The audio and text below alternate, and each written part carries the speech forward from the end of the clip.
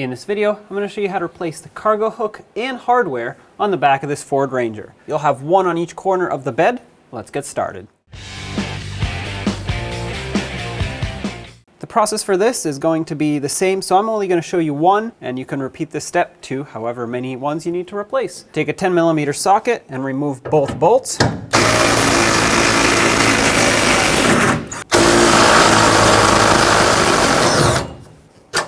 Okay, pull the bolts out as well as the cargo hook.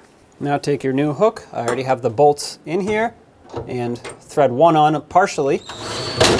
This will hold the hook on. Line up the second one. Now you can thread them both in all the way. Make sure they're nice and snug. That way they can hold down any cargo that you hook to them. Now repeat the process to the other three if you need to.